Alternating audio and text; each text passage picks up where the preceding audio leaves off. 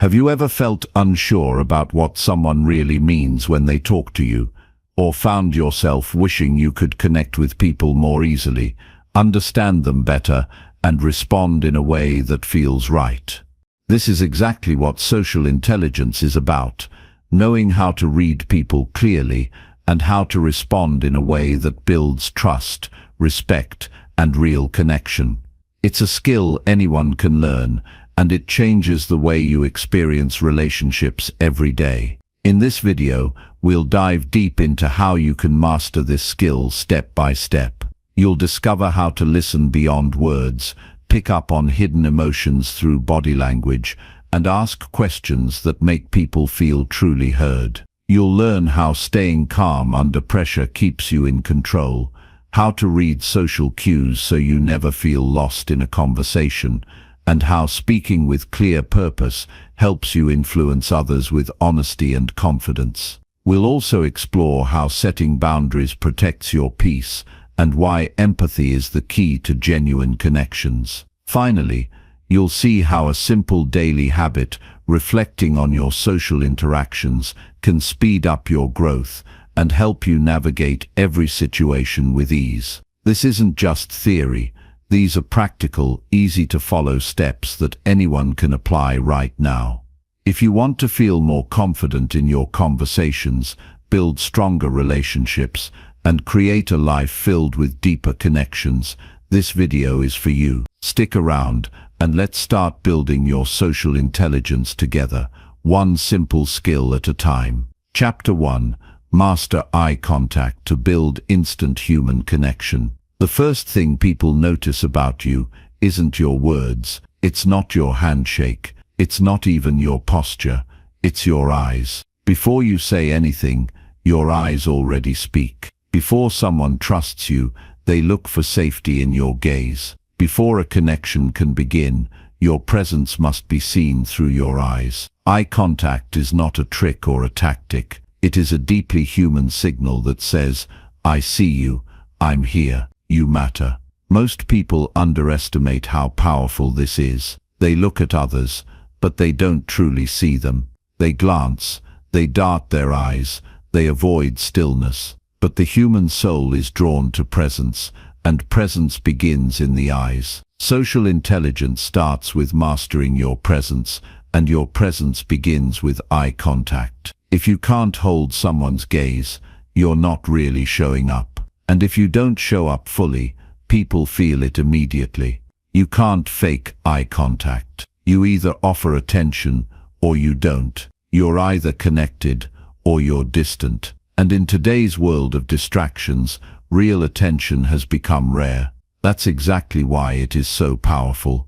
The rarest currency in any conversation is undivided attention. When you give that to someone, they notice, they lean in, they trust you. And over time, they remember you. To master eye contact, you must first understand why you may avoid it. Most people don't avoid eye contact because they're rude. They avoid it because it makes them feel exposed. Holding someone's gaze can feel vulnerable, almost as if they're seeing inside you. That discomfort is exactly what makes it powerful. If you want to connect deeply with people, you must be willing to be seen. That doesn't mean you need to overshare or pretend. It simply means you must stand in your presence without flinching. You must meet others eye to eye and let your stillness speak. Eye contact isn't about staring. It's not about dominance. It's not about control. It's about connection. When you meet someone's gaze with calm, grounded energy, you are giving them a signal. I am safe. I am aware. I am present. That signal opens doors faster than any clever line or smile. People are tired of fast talk. They crave real connection. When you look someone in the eye with calm, honest attention, you offer them what the world rarely gives, presence without agenda. It begins with self-awareness. Notice how you use your eyes when you speak to someone. Do you look away when they speak? Do you scan the room, check your phone, or look at the floor? These little actions send powerful messages, even when unintentional. When someone is speaking and you look away, they feel it. When you don't meet their eyes as they talk, they feel less important. And when your gaze jumps around as you speak, it creates anxiety and tension in the other person. People mirror what they receive. If you offer calm, steady attention, people become calm and steady with you. If you offer anxious, distracted energy, people feel unsettled. Mastering eye contact means training yourself to be fully present in every interaction. That takes practice. Start small. When you speak with someone, try to hold their gaze a little longer than usual. Don't force it. Don't stare. Just be still. Breathe slowly. Pay attention to what they're saying. Allow yourself to care. Most people don't need solutions. They don't need advice. They just need to be seen and heard. Eye contact is how you begin that process. This is not just about confidence. It's about respect. When you give someone your full gaze, you're saying, "You are worth my time." That's rare. Most people only give half their attention because they are waiting for their turn to speak. They listen with impatience, but someone who can truly listen with their eyes becomes unforgettable. They don't need to dominate a room. They don't need to impress others. Their quiet focus makes people feel safe, and that is a rare gift. In every conversation, there is a window of opportunity. It's the moment when someone is deciding whether they can trust you. That moment is often silent. No words are spoken, but eye contact fills that silence. It becomes a bridge, and if you hold it with steady presence, the bridge becomes strong. If you break it with nervousness or avoidance, the bridge weakens. Social intelligence means being able to hold that moment, to meet someone where they are, to be with them, even if only for a few seconds, without retreating into yourself. Of course, eye contact must be adapted to the context. In some cultures, prolonged eye contact can be seen as aggressive or disrespectful. In others, it is expected. The key is to be sensitive, not robotic. Use your emotional awareness. Feel the energy of the moment. The goal is not to apply one rigid rule to everyone. The goal is to be more attuned, and attunement begins with curiosity. When you look into someone's eyes with real curiosity, not judgment or agenda, you start to feel what they're feeling. You begin to pick up on their emotional state. That's the essence of social intelligence. This awareness gives you power, not the power to control, but the power to connect. You will start to notice things others miss. The slight change in someone's expression, the hesitation behind their words, the spark of interest in their eyes, the flash of doubt. These tiny signals are everything, and they begin with your eyes being open, not just physically but emotionally. If you want to build deeper connections in your life, at work, in your relationships, in your family, it starts with learning how to see people, not to judge them, not to label them, but to see them as they are, without rushing, without performance, just with presence. You can practice this every day, with a stranger, with your partner, with your child, with your colleague. Before speaking, pause, look them in the eyes, allow yourself to notice their humanity, then speak. It changes everything. In moments of conflict, eye contact becomes even more important. When emotions are high, people often look away. They avoid eye contact to protect themselves. But if you can hold someone's gaze with calmness in that moment, you become the anchor. You lower the tension without words. You remind them, we are both human. We can handle this. That kind of strength is rare, and it's built through practice, not personality. You don't have to be extroverted or charismatic. You just have to be present. There are times when eye contact alone can heal. When someone is hurting and you don't know what to say, your presence is enough. Your eyes can say, I'm with you, I'm not going anywhere. That simple act can break through loneliness, fear, and sadness. Not through fixing, but through witnessing. Social intelligence is not about having all the answers. It's about learning how to be there without flinching. To train this, you must get comfortable with stillness. Sit in silence with yourself. Look in the mirror, hold your own gaze. If you can't look at yourself with compassion and calm, it's hard to offer that to others. The way you see yourself affects how you see others. If you judge yourself harshly, you will be more judgmental. If you are kind to yourself, your gaze will soften, your presence will change, and people will feel that. In social situations, eye contact becomes your compass. When to speak, when to pause, when to listen, when to step forward, when to step back. You don't need to overthink it, you just need to observe. Eye contact tells you when someone is engaged or drifting. It tells you when someone is open or guarded. And it gives you constant feedback, but only if you're paying attention. Most people miss this. They are lost in their thoughts, rehearsing their next words, stuck in self-doubt. You must be different. You must return to the moment, again and again, until presence becomes your default. When you walk into a room, let your eyes arrive first. Not in a searching or aggressive way, but in a calm and grounded way. Look at people, nod, greet them, hold their gaze for one more second than you usually would. That extra second matters. It signals confidence. It invites connection. It builds trust. And it tells the world you are here, not hiding, not performing, just here. This skill will serve you for life. In interviews, in negotiations, in partnerships, in parenting, in love.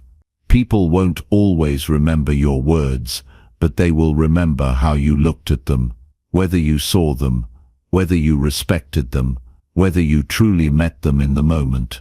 That is what lasts. That is what creates bonds that matter. And the most beautiful part is this. Anyone can learn it. You don't need to be born with charm. You don't need perfect words. You just need the courage to be seen. The courage to show up. The courage to hold someone's gaze and say, I'm not afraid of this moment. I'm here for it. That strength is rare, but it is within you. Practice it every day. Don't wait for perfect moments. Use the grocery store, the elevator, the dinner table, the office hallway. Every moment is an opportunity to see and be seen. Over time, this simple practice will change how people respond to you. They will feel your presence. They will open up. They will remember you. And you will begin to live from a deeper place, not because you learned a trick, but because you chose to show up fully. This is the art of eye contact. It is not about power. It is about presence. It is not about performance. It is about connection. Master this one habit, and you will begin to unlock every other part of social intelligence. Because when people feel seen, they feel safe. And when they feel safe, everything begins to change. Chapter 2. Listen deeply to understand people beyond their words. Most people hear, but few actually listen. There is a difference. Hearing is passive. It happens without effort. But listening, real listening, is active. It's deliberate. It requires full attention, humility, and patience. To understand someone beyond their words, you have to stop rushing to respond. You have to quiet the noise in your own head. You have to stop analyzing and start absorbing. You must train yourself to stop assuming and start noticing what people truly mean, not just what they say. People often speak in incomplete truths, not because they're dishonest, but because they don't always have the words for what they're feeling. Their tone, Their pauses, their hesitations, those are part of their message too. If you're only focused on the words, you miss the truth. A person's true meaning is often buried beneath their surface expression. If you rush to speak, you miss it. If you think you already know what they mean, you close the door to discovery. The skill of deep listening begins by letting go of the need to be right, letting go of the need to interrupt, letting go of the impulse to fix, to judge, or to shift the conversation toward yourself. Listening is not a sign of passivity. It is a mark of emotional discipline. When you listen deeply, you are making a decision to understand someone else's world without trying to reshape it in your own image. That takes strength. Most people are so focused on proving themselves, they forget that real power lies in understanding. The person who listens well often has more influence than the one who speaks well. Because being understood is one of the deepest human desires. When people feel understood, they open up, they let their guard down. They begin to trust, and from trust, everything else becomes possible. Collaboration, respect, growth. Deep listening is about being fully present, not just physically, but mentally and emotionally. It's about tuning into another person without drifting into your own story. That means not preparing your reply while they're talking, not judging their experiences through the lens of your own, not interrupting their silence because it makes you uncomfortable. Silence is not an absence. It's part of the communication. When someone pauses, they are often still processing what they feel. If you rush in, you steal that space from them. When you listen deeply, you allow people the space to understand themselves better just by speaking to you. You don't need to solve people's problems to support them. You need to witness them, to listen with such depth and sincerity that they feel validated, not corrected. Most people aren't looking for answers. They're looking for someone who won't look away from their pain or joy, someone who won't try to fix or minimize what they're going through. When you listen with that kind of presence, you give them something most of the world never does: full attention without judgment. This is rare because most people have never been trained to listen this way. From a young age, we are taught to speak, to present, to persuade, but rarely to receive. To listen deeply, you must unlearn the habits of distraction. You must train your mind to stay with the other person's reality, even if it doesn't match your own. Especially when it doesn't match your own. That's where growth begins. Listening is not agreement, it's understanding. And understanding someone doesn't weaken your values, it strengthens your empathy. To improve your ability to listen deeply, begin with awareness. Notice how often you interrupt. Notice how quickly you shift a conversation back to yourself. Notice how often your mind wanders while someone else is speaking. These moments aren't failures. They are signals. They show you where your focus breaks. The more aware you become, the more you can catch yourself in those moments and return to the present. That return is the training. That return is how you build emotional stamina. Over time, you'll find that you can listen longer, with more depth, and with less internal resistance. Another key to deep listening is learning to reflect without assuming. When someone finishes speaking, don't immediately offer advice. Instead, try to reflect back what you heard. Say it in your own words. Not to prove that you were listening, but to clarify and confirm. When you reflect accurately, people feel safe, they feel seen, and they open up even more. This process deepens the connection and helps both of you reach the root of the issue. What often begins as a surface complaint reveals a deeper emotional truth if you stay with it long enough. Sometimes the most important parts of a conversation happen after the person stops speaking. In that moment of quiet, their emotions are still present. Don't rush to fill the silence. Stay there, let the moment breathe. You'll be surprised how often people say the most honest things when they feel no pressure to talk. Deep listening is not about controlling the conversation. It's about creating space for the other person to unfold. This skill becomes even more important in moments of conflict. When emotions rise, people often feel unheard. Their volume goes up because their sense of safety goes down. If you respond with defensiveness or solutions too quickly, the tension grows. But if you respond with stillness, if you hold their emotion without pushing back or shutting down, something shifts. The temperature drops. The conversation opens. Listening in conflict is not about agreeing. It's about showing the other person they matter, even in disagreement. You can practice deep listening in every part of your life. With your partner, with your children, with your friends, with strangers, with yourself. Yes, even with yourself. The way you listen to others is shaped by how you listen to your own emotions. If you avoid your feelings, you will avoid theirs. If you judge yourself quickly, you'll do the same to them. But if you learn to be patient with your own inner world, you'll extend that patience to others. The world is noisy. Everyone wants to be heard, but few want to listen. If you become the person who listens, truly listens, you will stand out.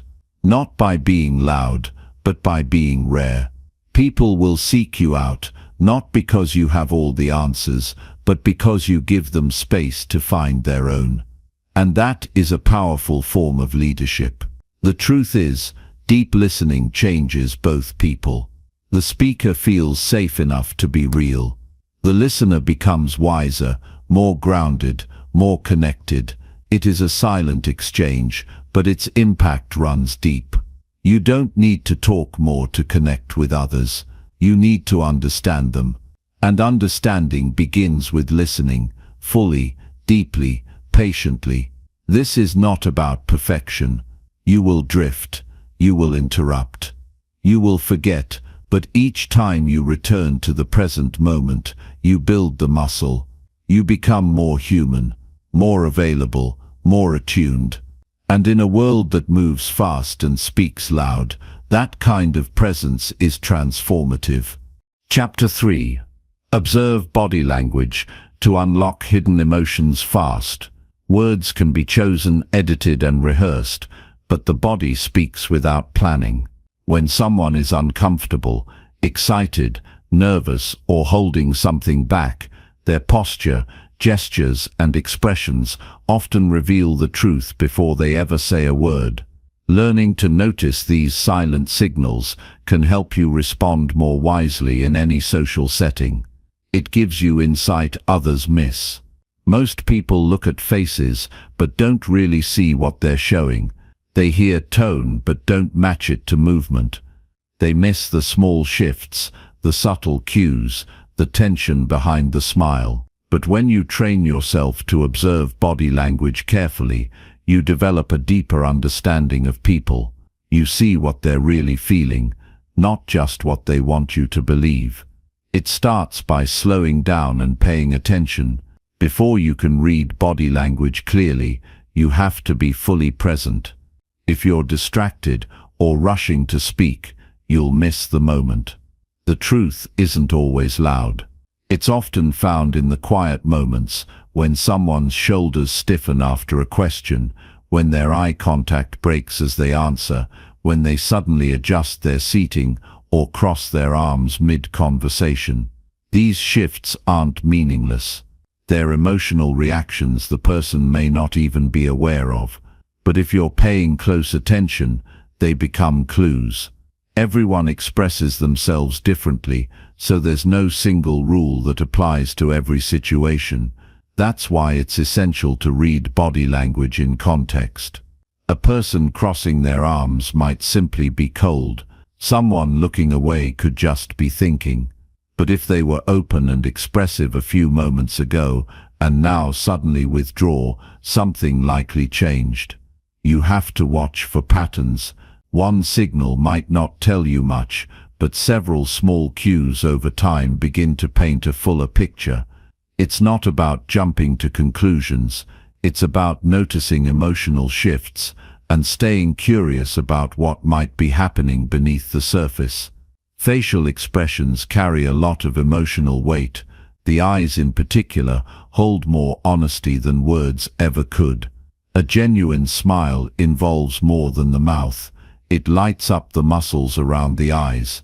When someone forces a smile, it often looks tight and disconnected. Their eyes stay neutral or even tense. You can sense when it doesn't match. That mismatch is the signal. It tells you there's something more going on. The same goes for nodding or laughing. People often use these to be polite, not because they're genuinely agreeing or enjoying themselves. But if you observe closely, you'll start noticing when their responses feel automatic versus when they're truly engaged. Hands and arms can be equally revealing. When someone is relaxed, their movements tend to be open and fluid. They use gestures naturally. Their hands might move with their words, but when someone feels anxious or defensive, their hands retreat. They may fidget, touch their face, or hold something tightly. These behaviors often signal discomfort. Arms crossed over the chest, especially when sudden or sustained, can be a barrier. It's a way of closing off. It doesn't always mean rejection, but it usually means withdrawal. Again, look for patterns. Was the person open before? Did something trigger a change? Did your words prompt the shift? Posture is another powerful indicator. The way someone sits or stands can reveal how secure or vulnerable they feel. A person who is confident tends to take up more space. They stand tall, shoulders back, chin level. Someone who feels uneasy might shrink in, pull back, or tilt their head downward. If you're in a group, watch who leans in and who pulls away. These movements reveal who is engaged, who feels excluded, and who might be waiting for a safe moment to speak. Sometimes someone may even lean away from the person they feel tension with, while leaning closer to someone they trust. Mirroring is one of the clearest signs of rapport. When people feel connected, they naturally begin to mimic each other's body language. It's not conscious, it happens automatically. If you shift your posture and the other person subtly mirrors it, that usually means they feel in sync with you. But if they keep their body turned away, or their gestures stay rigid and distant, that's a signal too. It suggests a lack of comfort or openness. Recognizing this can help you adjust your approach, slow the pace, or invite more space for connection. It's important not to become coldly analytical. Reading body language isn't about dissecting people like puzzles. It's about becoming more tuned in to their emotional world. That means you need to approach what you observe with empathy, not judgment. If you notice someone is uncomfortable, the goal is not to expose them but to support them. Maybe you ease the conversation, shift the topic, or simply give them more space to speak. The point is not to control the outcome, but to become more skillful in how you respond to what you see. Observing others begins with observing yourself. If your body is tense, others will pick up on it. If your expression is closed, people may hold back. Your own non-verbal signals are constantly shaping how people feel around you. This is why emotional self-awareness is so crucial. When you know how your emotions show up in your body, you can regulate them better. And when you're centered, calm and open, others sense it and respond in kind. Practice is what builds this awareness. Try spending one day where you say very little in your conversations and instead focus on noticing. Watch how people walk into a room. Notice their energy before they speak. See how they sit, how their hands move, where their eyes go. After the interaction, reflect on what you observed. Were there any shifts in their body language? What might have triggered them? Over time, you'll start recognizing patterns that repeat across many different people and settings. One of the most powerful benefits of reading body language well is that it makes people feel understood, even when they haven't said much. If someone is holding back but you sense their discomfort and gently ask if something's bothering them, they may feel seen in a way they rarely do. It takes courage to notice someone's deeper emotions and kindness to meet them with care rather than pressure. This is where social intelligence becomes emotional leadership. It's not just about noticing more, it's about using what you notice to lift the moment, not manipulate it. This kind of sensitivity makes you more trustworthy. People are drawn to those who see them clearly and treat them gently. When you can identify what others feel before they explain it, they feel safer with you. And in a world where most people are too distracted to notice the emotions in front of them, your presence becomes something they remember. Mastering the ability to observe body language is not about technique. It's about presence. It's about tuning in so deeply that nothing important slips past you. It's about reading the room not to impress, but to understand, and with understanding comes connection. Not surface-level interaction, but real connection, the kind that builds trust, creates openness, and moves conversations beyond the ordinary. Chapter 4. Ask thoughtful questions to create trust with anyone.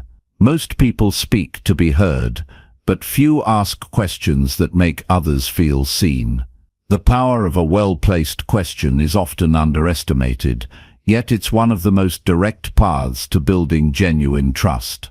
When you ask someone a question that goes beyond surface-level curiosity, you send a message that you are interested in their world, not just what they do, but how they feel, what they believe, and who they really are underneath the routine. This kind of curiosity makes people feel safe enough to open up, and safety is the foundation of trust. You cannot force someone to trust you, but you can create the conditions where trust grows naturally. Asking thoughtful questions is one of those conditions. The questions you ask shape the direction of every interaction you have. If your questions are shallow, the conversation stays small. If they're centered only around tasks or logistics, the connection stays transactional. But if you learn to ask questions that reveal emotion, meaning, or personal values, the conversation deepens. You create a space where people can be themselves without fear of being judged. You move from polite exchanges to honest connection. And this is where influence, rapport, and emotional understanding begin to take root. Asking the right question starts with the right intention. If your goal is to manipulate, impress, or fix someone, even your most polite question will feel hollow. But if your intention is to understand, to learn, or to support, your presence changes the entire tone. People can feel when your attention is sincere. They notice when you ask because you care, not because you want something in return. That sincerity breaks down walls. It tells them you're not rushing to speak, you're choosing to listen. And in a world where everyone is in a hurry to be understood, being the one who seeks to understand is rare and powerful. One of the best habits you can build is slowing down enough to ask, "How are you really doing?" and waiting for the full answer. Don't fill the silence. Don't rush to relate. Just listen. Often the truth comes after the pause.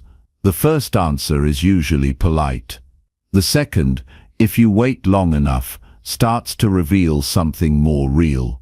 And when someone shares something vulnerable, even slightly, they are offering you a small piece of trust.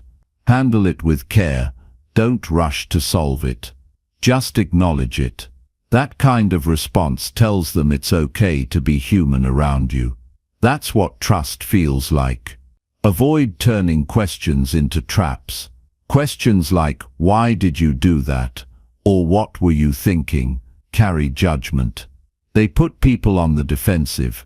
Instead, shift your language to invite reflection, not blame. Ask, "What led you to that decision?" or "How did that feel for you?" These kinds of questions show respect for the person's experience. They create space for honest dialogue instead of shutting it down. When people feel they won't be punished for their truth, they're more likely to share it. Be specific. Asking "How was your day?" is polite, but vague. Asking "What was the best part of your day today?" or "Was there a moment that challenged you?" encourages more meaningful responses. Specific questions show that you're not just going through the motions, you're genuinely present, and you want to go deeper than routine answers. And if someone pauses to think, don't interrupt. Let them search for the words. Trust builds when people don't feel rushed or steered. They feel invited. Don't be afraid to ask questions that explore values, goals, or emotions. These topics often sit just below the surface, waiting for someone brave enough to ask. You might ask, "What's something you're proud of that most people don't know?" Or "What's been weighing on your mind lately?" Or "What's something you've always wanted to do but haven't started yet?" These kinds of questions can shift the entire direction of a relationship. They reveal what matters most to someone. And once you know what matters, you can relate with more honesty and intention. A thoughtful question often does more than spark a good conversation. It can help someone discover something about themselves. Many people carry thoughts they've never said out loud. When someone asks them the right question, it brings clarity. It makes something internal become real. And the person who asked the question becomes someone they remember, not because of brilliance, but because of presence.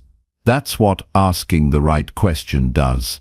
It tells the other person, "I see you," and it invites them to see themselves more clearly too. When someone shares something personal with you, how you respond matters just as much as the question you asked.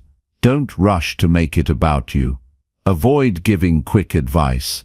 The goal is not to fix, it's to connect. Respond with presence. Acknowledge what they said. Reflect a part of it back to show that you heard. Ask a follow-up question that gently explores what they just shared. That's how you show someone their words matter. That's how you prove you're not just listening to speak, but to understand. Over time, these kinds of questions create a reputation. People begin to see you as someone who gets it. They talk to you because they feel better afterward. They trust you because you don't use their answers against them. You become someone who doesn't need to speak the loudest to be respected. You listen with intention. You speak with care. And because of that, people naturally open up to you in ways they rarely do with others. In conflict or tension, questions can either escalate or diffuse the situation. A poorly timed or loaded question can make someone feel attacked, but a calm, honest question can help someone reflect. Instead of saying, "Why are you overreacting?"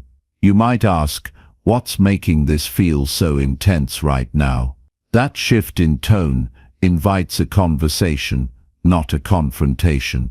The right question can turn defensiveness into dialogue. It can turn frustration into understanding, but only if it comes from a place of humility and patience. Trust is fragile, but it's not complicated. It grows through small moments of consistency. It builds when someone realizes they can be real with you without fear. And asking thoughtful questions is one of the simplest ways to prove that. You don't need a script or a strategy. You just need to care enough to be curious.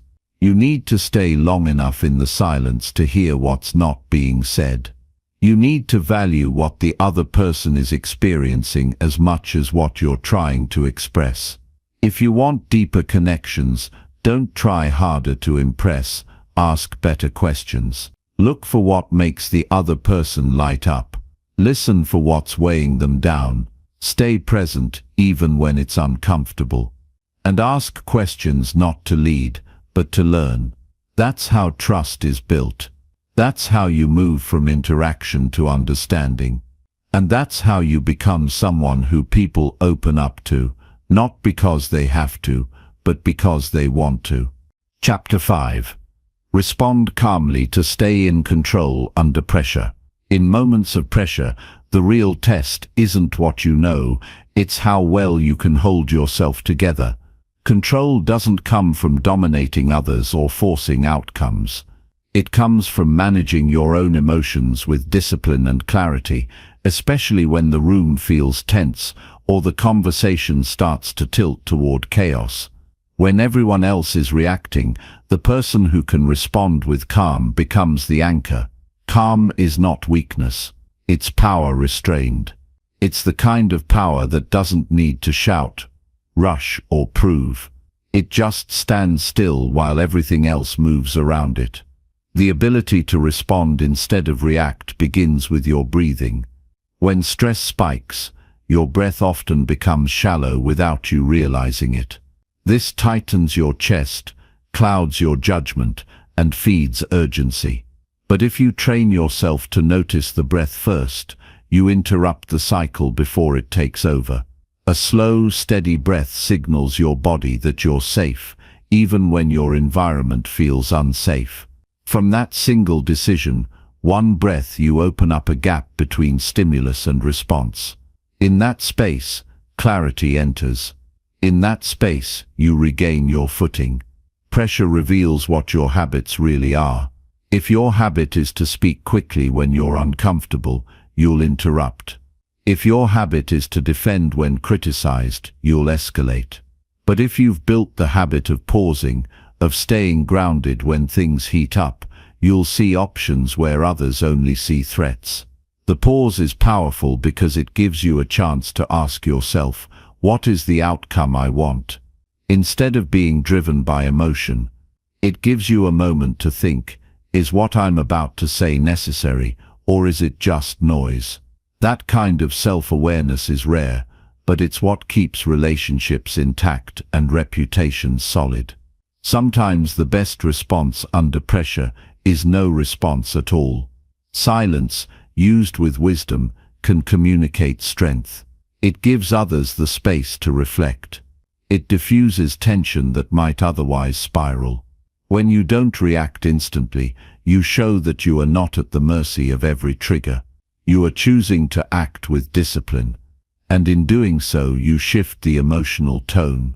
Others may not always notice it immediately, but over time they learn that your presence brings steadiness, not volatility. A calm demeanor doesn't mean you're detached. It means you've trained yourself not to let emotion take the wheel. You feel the same frustration, disappointment, or urgency that others do, but you've chosen to respond from your values, not your moods. Responding calmly isn't about bottling things up. It's about holding emotion in your hands long enough to understand it before releasing it. You might still speak firmly. You might still draw boundaries, but you do it with control, not with anger. And that makes all the difference. When someone attacks your character or criticizes your work unfairly, it's tempting to defend yourself immediately. But that's often when people say things they later regret. A better approach is to slow everything down. Let the other person finish. Take a breath, then respond with clarity, not emotion. You might say, I hear your concern. I'd like to understand more before I respond. That alone can shift the dynamic. It shows that you're not here to win a fight. You're here to solve a problem, and that earns respect. In situations where people are emotional, aggressive, or unpredictable, your calm response becomes a stabilizing force. If someone is yelling or complaining, matching their energy usually makes things worse.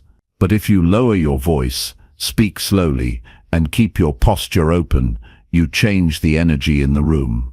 People subconsciously start to mirror that calm, not because you told them to, but because you modeled it.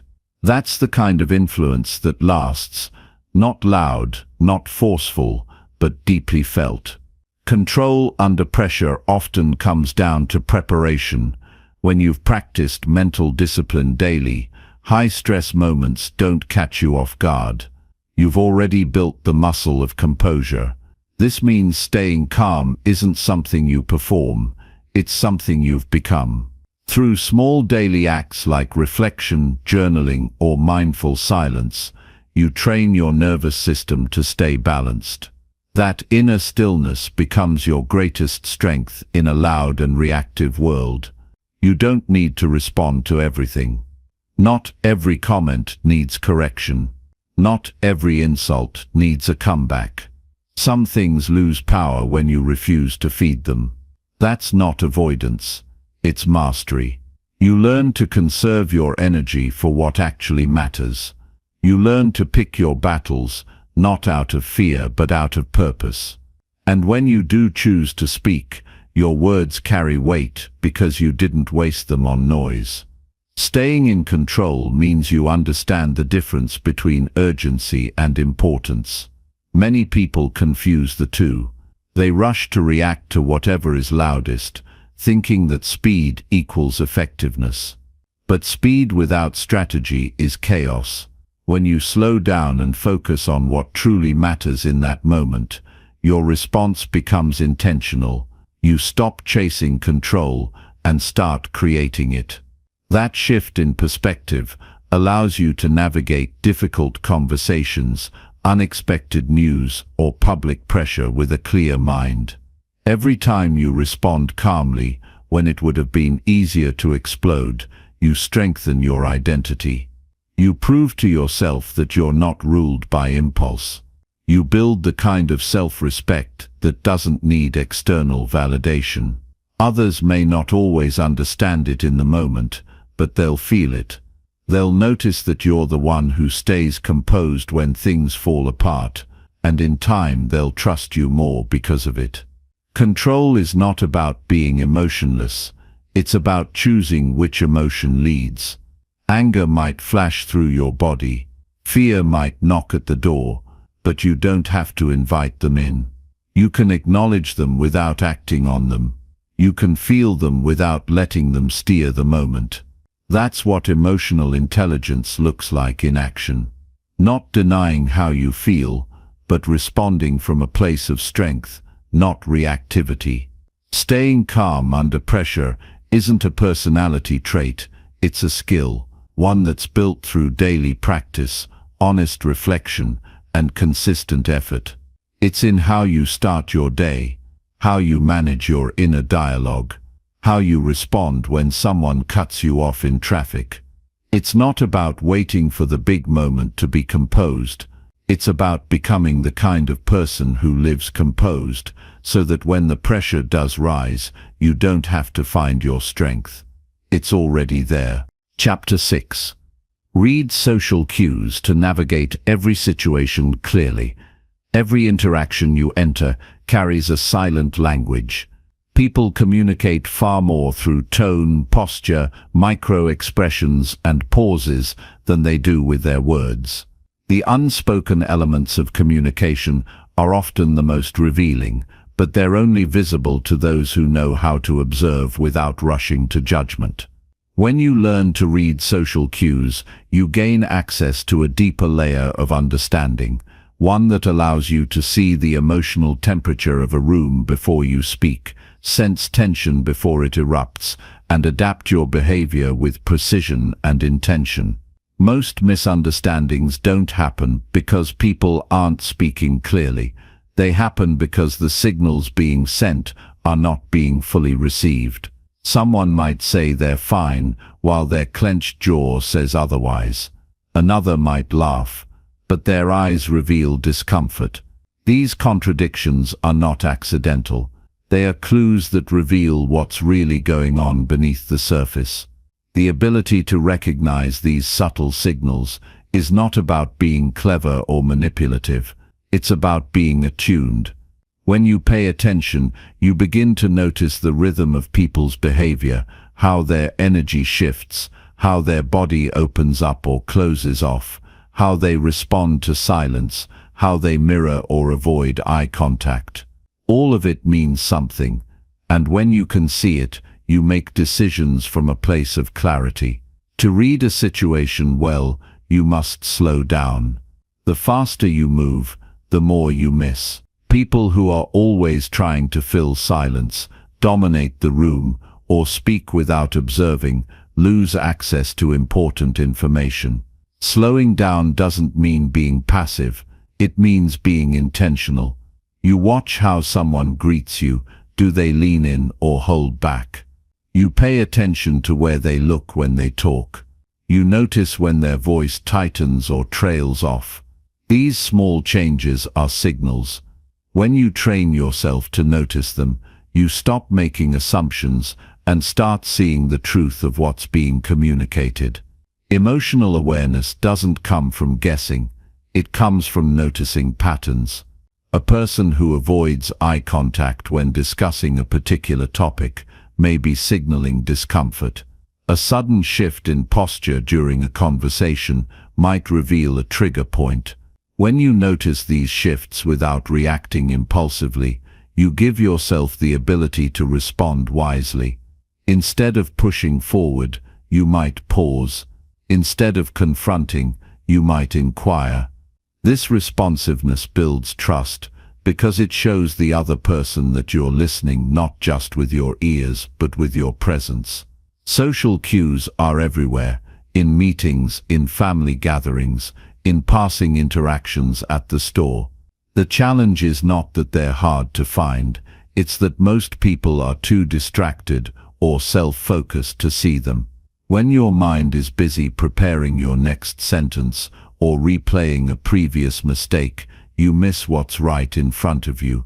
But when you center yourself, silence the noise in your mind, and tune in fully, you start to notice what others overlook. You begin to sense when someone needs space, when they're open to connection, or when something they're not saying is weighing heavily on them.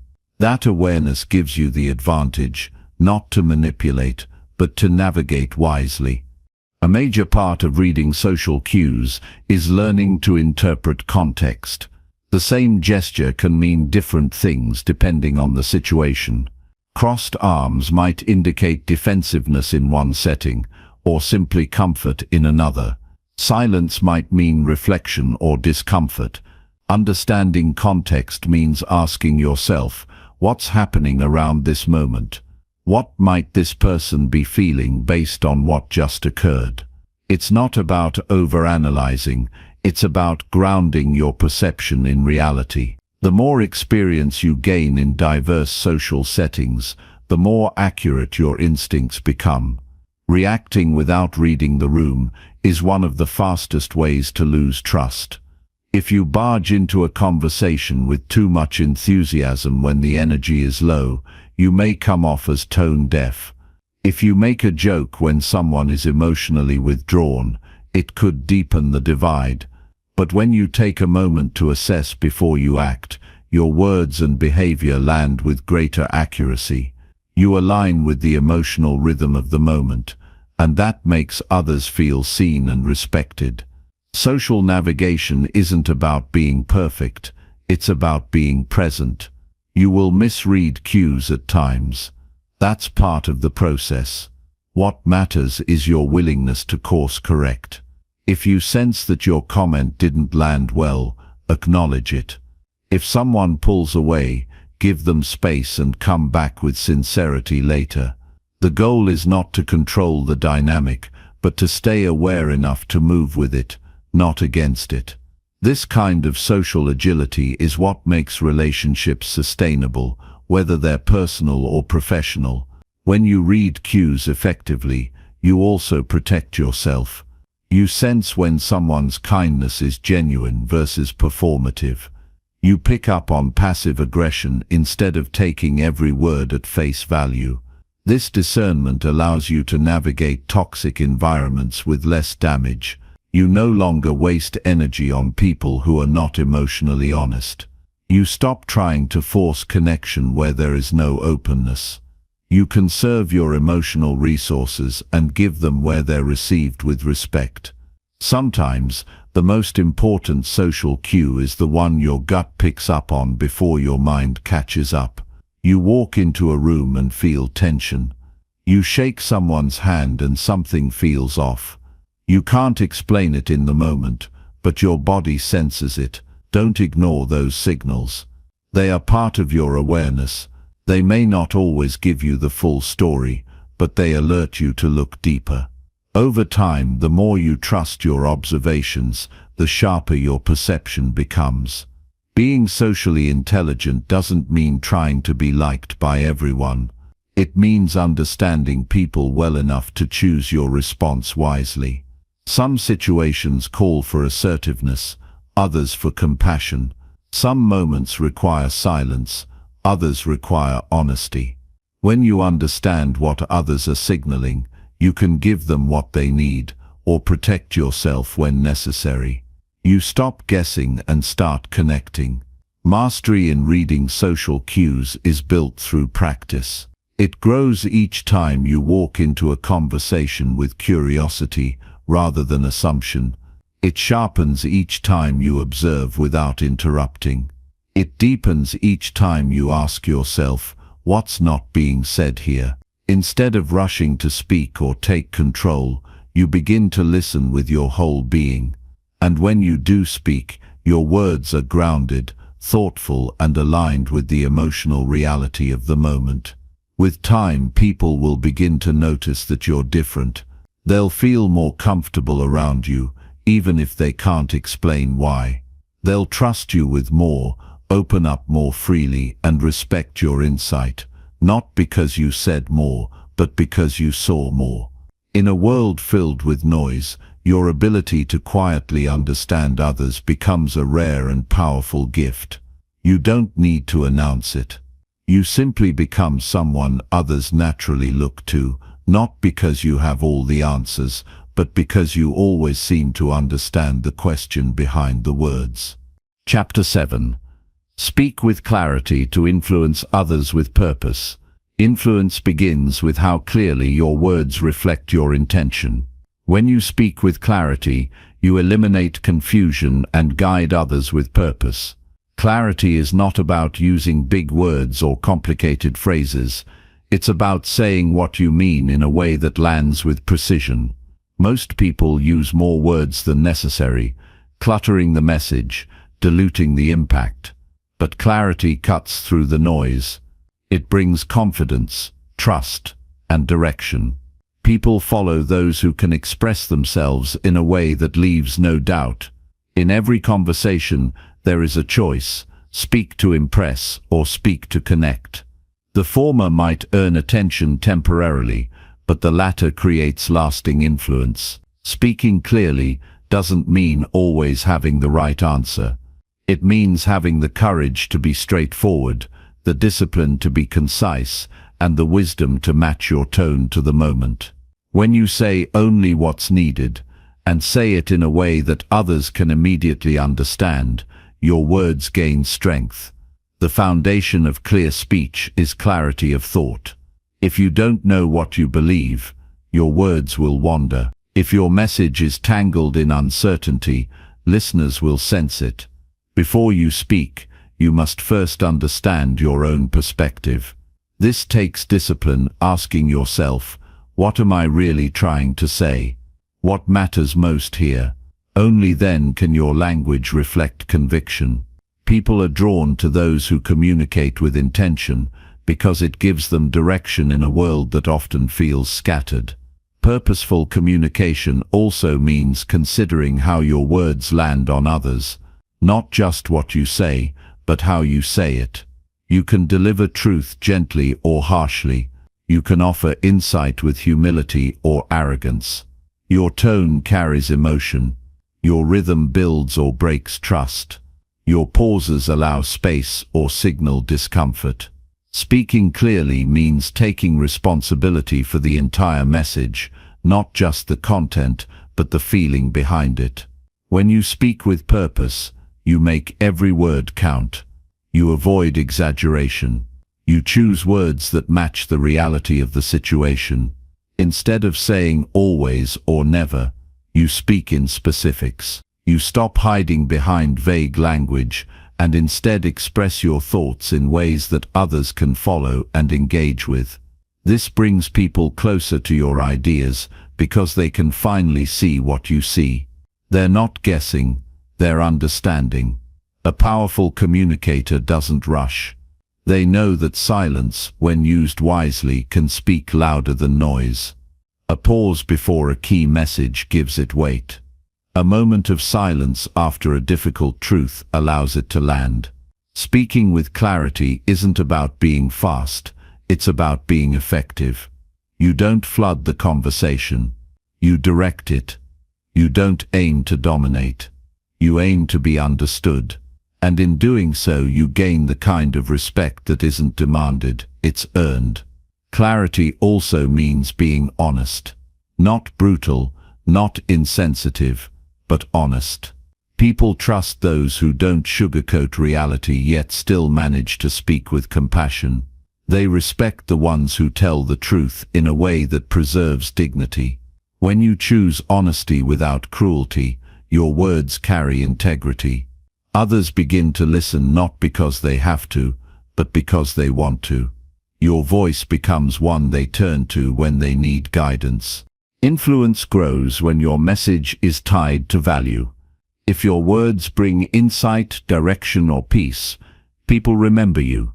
But if your speech is full of noise, complaints, confusion, self-interest, your presence fades. When you speak clearly, others don't have to work to understand you. They feel relieved because communication becomes easier, not harder. You give them certainty in a moment that might otherwise feel uncertain. Part of speaking clearly is knowing your audience. Not every word should be spoken the same way to every person. You don't adjust your integrity, you adjust your delivery. With a child, you simplify. With a team, you align. With a friend in pain, you soften. When you speak with clarity, you remain true to your message while choosing the most effective way to share it. This balance between consistency and flexibility makes you an influential presence in any room. Clear communication also builds internal peace. You stop over-explaining. You stop second-guessing. You say what needs to be said and move forward. This gives you the ability to live with intention. You're no longer trapped in circular conversations or weighed down by misunderstandings. You carry fewer regrets because you've learned to say what matters before it's too late. You bring order to your relationships because your words are aligned with your values. In high-pressure situations, clarity becomes even more powerful. When emotions run high and chaos threatens to take over, the one who speaks calmly and clearly becomes the anchor. You don't have to raise your voice to lead. You don't need to out-talk others to earn attention. Your presence speaks through your consistency. Your tone brings calm, your message brings direction, and your delivery commands trust. In this way, clear speech becomes a form of quiet strength. Clarity requires courage. It's easier to hide behind vague words or say what others want to hear. But clarity demands that you speak what you truly mean, even when it feels uncomfortable. This doesn't mean being confrontational, it means being transparent. When you express your needs, set your expectations, and communicate your limits with clarity, you protect your peace. You stop waiting for others to read your mind. You give them the information they need to relate to you truthfully. To speak with clarity, you must listen with care. If you want your message to resonate, you must understand where the other person is coming from. You don't speak in a vacuum. You speak into a relationship, into a moment, into a context. When you listen first, you earn the right to speak into that space with impact. Your words are no longer generic, they're relevant, and relevance is one of the most powerful tools of influence. Speak clearly not to sound smart, but to serve. The purpose of communication is connection, not performance. When you let go of the need to impress and focus instead on the need to be understood, everything changes. You become more relatable. You draw people in. You invite them to engage with you rather than feel pushed away. This is the kind of influence that builds teams, strengthens families, and changes lives. In every conversation, you're building something. You're either building understanding or confusion, trust or tension, clarity or doubt. Every word contributes to that structure. So speak like someone who is constructing something meaningful.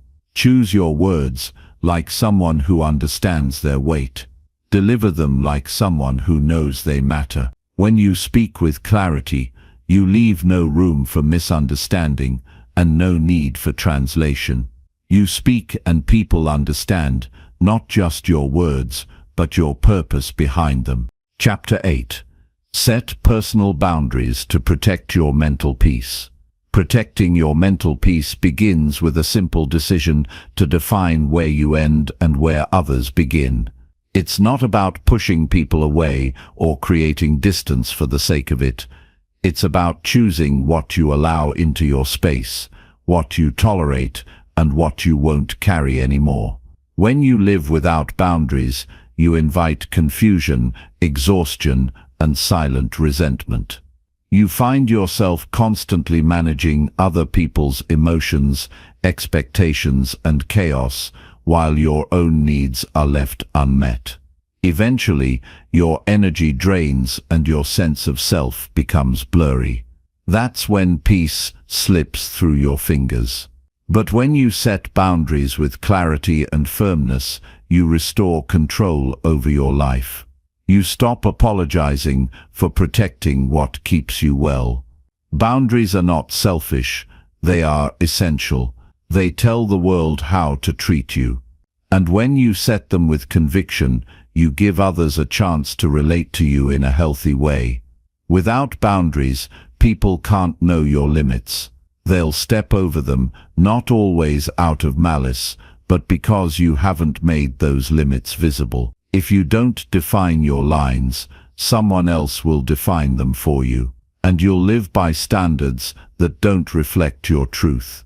It's not always easy to set boundaries, especially if you've spent years ignoring your own discomfort for the sake of harmony. You may have been taught to prioritize politeness over honesty, or to stay quiet instead of speaking up when something felt wrong.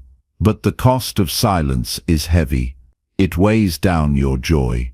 It clouds your relationships. It makes you feel invisible in your own life.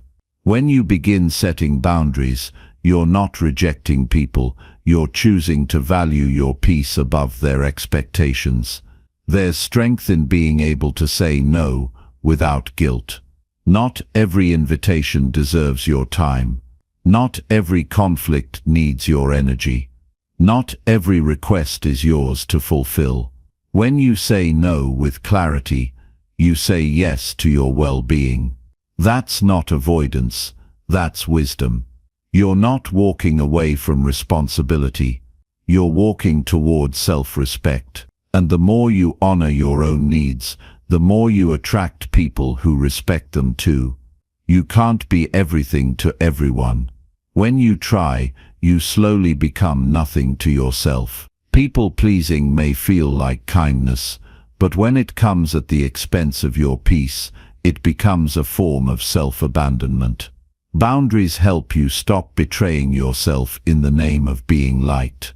They remind you that your needs matter. They teach you that your time, your energy, and your attention are resources. Not everyone is entitled to them. Setting boundaries doesn't require anger. It doesn't have to be loud, harsh, or defensive. True boundaries come from calm confidence.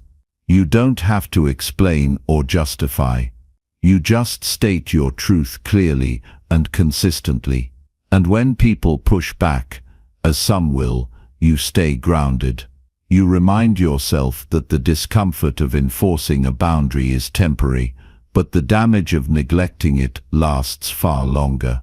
Some people won't like your boundaries because they benefited from your lack of them. That's not your problem to solve.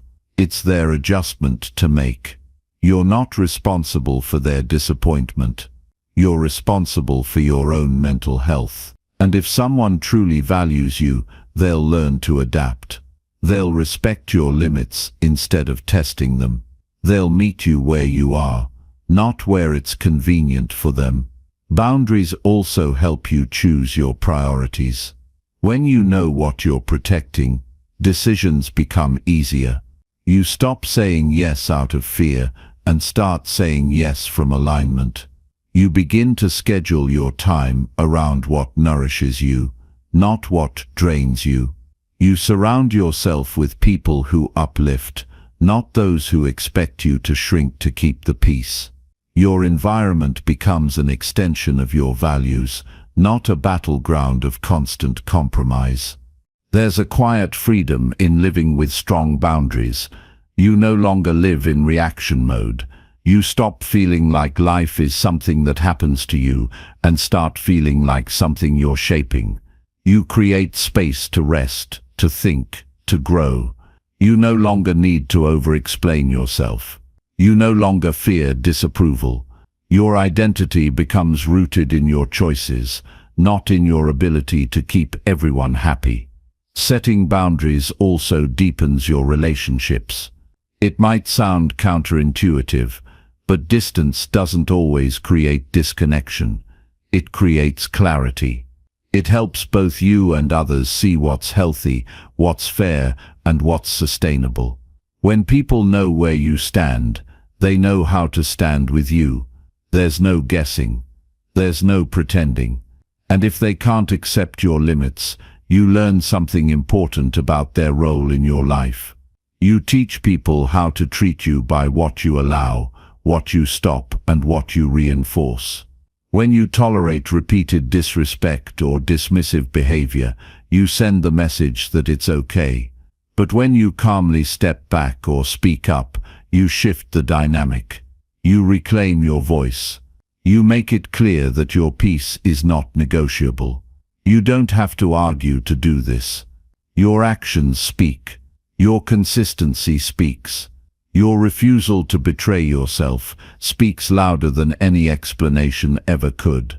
Boundaries also help you see your own patterns more clearly. You begin to notice where you overextend, where you ignore red flags, where you abandon your own feelings for the sake of comfort. You learn to pause before reacting. You ask yourself, is this mine to carry? You stop absorbing other people's stress. You begin to feel the difference between being supportive and being sacrificed. Protecting your peace is not a one-time act. It's a daily choice. There will be moments when you're tempted to revert, to fall back into old patterns of saying yes when you mean no, of staying silent when you're hurting. But the more you practice, the more natural it becomes. Your nervous system begins to feel safe in the presence of truth. You stop flinching at your own boundaries. You learn that the discomfort of growth is far better than the quiet suffering of staying small. Peace is not found in the absence of others. It's found in your ability to remain yourself in their presence. And boundaries are the guardrails that keep you from losing yourself. They give you the strength to show up fully, without resentment or regret. They remind you that it's not your job to manage other people's reactions. It's your job to live in alignment with what keeps you mentally and emotionally whole. Every time you set a boundary, you tell yourself, I matter. You reinforce your self-worth. You make your inner world a priority instead of an afterthought. You stop waiting for others to treat you better and start treating yourself with the respect you've always deserved. And in doing so, you become the kind of person who moves through life, not with fear, but with clarity. Not with guilt, but with grace. Not with exhaustion, but with peace. Chapter 9. Practice empathy to connect with others authentically. Reflection is the quiet, powerful tool that turns everyday experiences into lessons for growth. It is more than just thinking back on what happened. It is a deliberate act of examining your interactions, emotions, and reactions to gain clarity and insight. When practiced daily, reflection sharpens your social awareness, allowing you to navigate relationships with greater ease and understanding. This habit transforms routine encounters into opportunities for improvement, making each day a step forward in mastering the art of connecting with others. To reflect effectively, it begins with pausing at the end of your day to revisit your social experiences without judgment. Instead of rushing to conclusions or brushing things aside, commit to honestly reviewing how you engaged with people. What moments felt natural and fluid? When did misunderstandings arise? Which conversations left you feeling connected, and which caused discomfort? These questions open a window into patterns that often go unnoticed amid the busyness of life. Reflection cultivates awareness of your own behavior. Often we repeat habits that undermine communication without realizing it. Perhaps you notice a tendency to interrupt, to dismiss others' feelings, or to avoid difficult topics. Becoming conscious of these patterns is the first step toward change. It requires honesty and courage to admit where improvements are needed, but this self-awareness is the foundation of social intelligence. Without it, growth remains stalled. Beyond observing your own actions, reflecting daily enhances your ability to read others more accurately. By recalling interactions, you can piece together subtle cues that you might have missed in the moment, the hesitation in someone's voice, a fleeting look of discomfort, or an unexpected silence. These details, when noticed over time, build a richer understanding of how people communicate beyond words. This heightened sensitivity equips you to respond with greater empathy and tact in future encounters. The process of reflection is strengthened by asking precise questions. Instead of vague evaluations like, "How did I do?" focus on specifics. What did I learn about this person's needs or feelings? Did I listen attentively, or was I distracted? Was my response helpful, or did it escalate tension? These pointed inquiries guide your mind toward meaningful insights rather than surface-level judgments. They encourage you to identify what worked well and what can be refined. Reflection also includes assessing your emotional responses. Strong emotions often cloud judgment and interfere with clear communication. By revisiting these moments in calmness, you gain perspective on why you reacted as you did. Were you feeling defensive? Did past experiences influence your feelings? Understanding the root of your emotions empowers you to regulate them better next time, maintaining composure and clarity during social exchanges. Making reflection a daily practice builds discipline. Like any skill, social awareness strengthens with consistent effort. Setting aside even 10 minutes each evening to quietly review your day fosters a habit that rewires your brain for greater mindfulness. This small investment of time yields a profound return: improved relationships, reduced conflict, and deeper connection. The key is persistence, as transformation rarely happens overnight, but through steady, intentional practice. Journaling is a powerful tool to deepen reflection. Writing down your thoughts helps organize feelings and observations that might otherwise remain vague. When you record what transpired and your reactions, you create a tangible record of your social growth.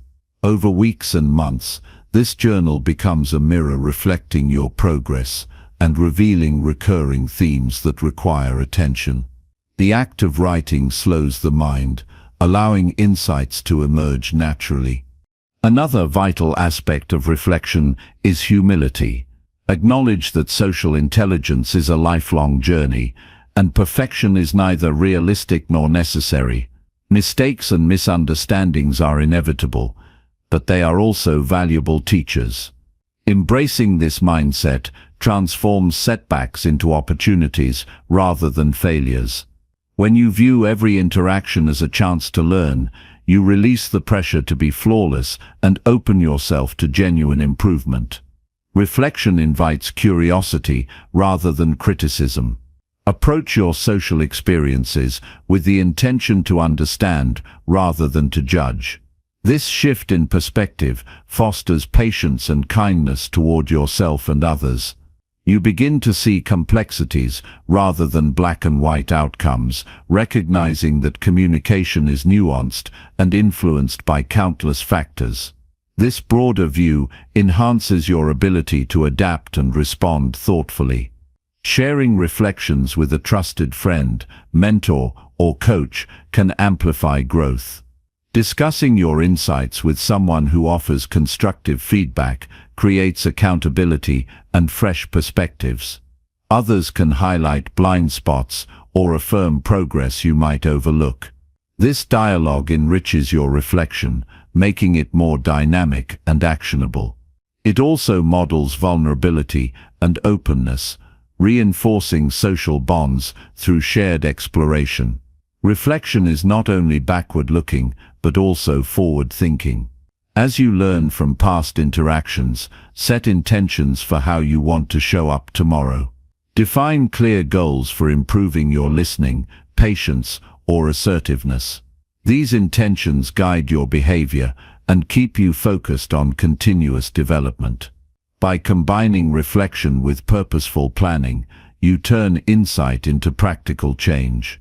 Daily reflection builds resilience. Social interactions are unpredictable, and challenges will arise. The habit of reviewing and learning equips you to bounce back from misunderstandings or conflicts more quickly. You become less reactive and more strategic, able to maintain your composure and navigate difficulties with grace. This resilience strengthens your relationships and your own sense of peace. The impact of daily reflection reaches beyond individual conversations. It enhances your overall emotional intelligence, sharpening self-awareness, self-regulation, motivation, empathy, and social skills. These interconnected abilities create a foundation for success in both personal and professional spheres. You become more adaptable, persuasive, and supportive, qualities that inspire trust and respect. Reflection also deepens your sense of purpose in social interactions. Instead of drifting through conversations passively, you engage with intention and clarity. You understand that every connection is an opportunity to build trust, share kindness, and influence positively. This awareness elevates your presence, making your interactions more meaningful and fulfilling. The practice encourages mindfulness, the art of being fully present. When you reflect regularly, you cultivate a habit of paying attention not just after the fact, but also during interactions. This awareness helps you catch yourself when distracted or disengaged, allowing you to course correct in real time. Mindfulness enhances the quality of your connections, fostering genuine rapport and mutual understanding. Ultimately, daily reflection is a commitment to self-mastery. It aligns with the Stoic principle of examining one's life to grow in wisdom and virtue. By consistently scrutinizing your social behavior and mindset, you sharpen your character and deepen your relationships. You become the master of your social world rather than a passive participant, steering your life with intention and insight. In this pursuit, patience is essential. Social intelligence is not a destination, but an evolving process. Each day's reflection adds a brick to the foundation of your growth. Over time, these small, deliberate steps accumulate into profound transformation. Your ability to read people, respond wisely, and build meaningful connections expands, enriching every aspect of your life. Reflection, when practiced faithfully, becomes a powerful ally. It turns the ordinary into the extraordinary, revealing lessons hidden in plain sight. It guides you to better understand yourself and others, creating harmony and confidence in your social interactions. This quiet habit, nurtured daily, unlocks the full potential of your social intelligence and leads to lasting success. Chapter 10. Reflect daily to improve your social awareness fast. Reflection is one of the most underrated skills we can develop to deepen our understanding of ourselves and others. When done consistently, it accelerates social awareness and sharpens emotional intelligence in ways that feel almost effortless over time. It doesn't require special tools or complicated methods, just the willingness to pause and look inward regularly.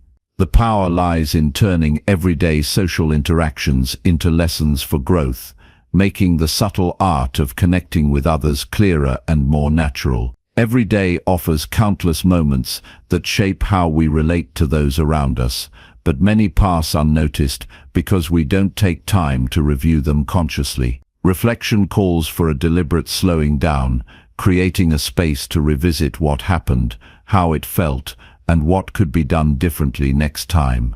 This practice reveals patterns in behavior that often escape our attention in the rush of daily life.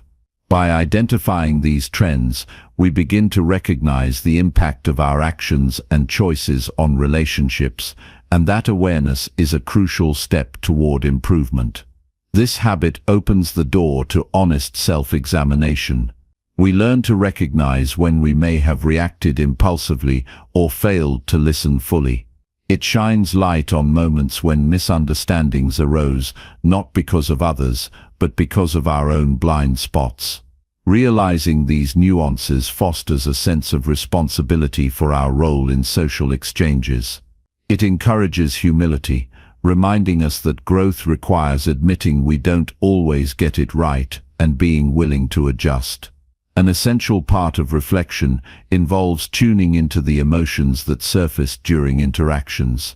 Emotions can cloud judgment or provide valuable signals. By reviewing what we felt, whether frustration, excitement, anxiety, or joy, we gain insight into how feelings influence our communication style. This awareness helps us manage emotional reactions more skillfully going forward, preventing missteps caused by unchecked impulses. Reflection also improves how we interpret others. Social cues like tone, gestures, and facial expressions may initially seem confusing or easy to overlook. But when we intentionally revisit conversations, we notice these signals with greater clarity. This process builds empathy as we begin to understand people's unspoken feelings and needs. Over time, our capacity to read social dynamics strengthens, making interactions smoother and more meaningful. The value of reflection multiplies when paired with focused questions. Instead of simply thinking, "How did I do today?" ask, "Where did I truly listen?" or "When did I lose patience?" Specificity guides the mind to uncover actionable insights rather than vague feelings. This sharpens your ability to learn from experience and prepares you to respond differently in similar future situations. Keeping a journal enhances this process significantly. Writing down observations, emotions, and lessons cements them in your memory and makes abstract reflections concrete. It also tracks your progress, revealing shifts in awareness and behavior that might be invisible day to day. A journal becomes a personal coach, encouraging continuous refinement of social skills through regular feedback. Daily reflection fosters greater mindfulness during real-time interactions. When the habit of reviewing past encounters becomes routine, it influences how you engage in the moment. You become more present and attentive, catching yourself if distracted or reactive.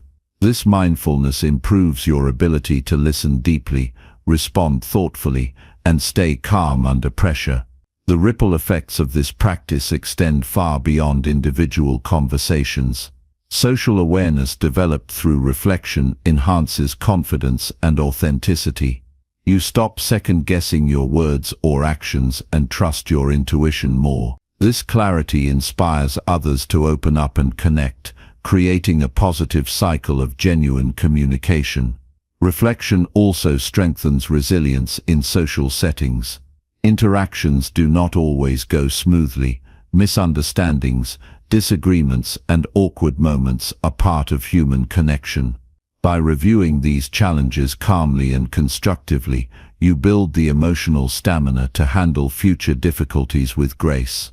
This resilience reduces anxiety and helps maintain mental peace, even in tense situations. One of the most profound benefits is the transformation in how you view relationships overall. Reflection shifts focus from merely exchanging words to cultivating meaningful bonds. You begin to appreciate the complexity of human behavior and the effort it takes to connect authentically. This broader perspective enriches your social life, turning routine interactions into opportunities for growth and understanding. Regular reflection requires commitment, but can be simple and quick. Even 5 to 10 minutes each day is enough to spark significant change. It can be done mentally before sleep, during a quiet walk, or through written notes. The key is consistency. Small, daily efforts compound, leading to deepened insight and more effective communication over weeks and months. Humility remains central throughout this journey. Recognize that social awareness is not a destination, but an ongoing process. Each reflection reveals new layers of understanding, and perfection is not the goal. Instead, aim for progress and kindness toward yourself. Celebrate improvements, learn from mistakes, and stay curious about your growth. Sharing reflections with a trusted confidant can deepen the process. Discussing insights and challenges with someone supportive offers fresh viewpoints and encouragement. It also models vulnerability and openness, strengthening bonds through shared exploration. This collaborative approach accelerates learning and fosters accountability. Reflection sharpens decision-making in social contexts. As your awareness grows, you become better at choosing how to respond rather than react automatically. You develop intuition about when to speak, listen, assert, or step back. This skill enhances influence and trust, making your presence more impactful and respected. Incorporating reflection into your daily rhythm builds a foundation for emotional intelligence. It nurtures self-awareness, empathy, self-regulation, and social skills simultaneously. These interconnected strengths create a holistic approach to interpersonal success, equipping you to handle diverse social situations with confidence. Ultimately, the practice of daily reflection empowers you to take charge of your social experience.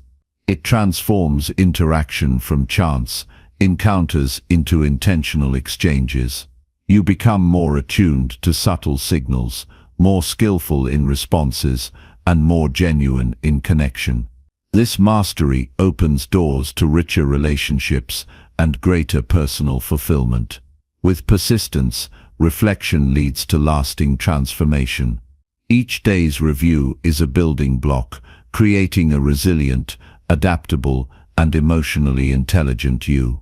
This foundation supports all aspects of life, family, friends, work, and community, enhancing your ability to thrive socially and emotionally. Reflection, practiced faithfully, becomes a compass guiding your social journey. It turns awareness into wisdom and connection into opportunity. The simple act of looking inward daily ignites a powerful cycle of growth, making you not only more socially aware, but also more compassionate, present, and authentic in every relationship you nurture.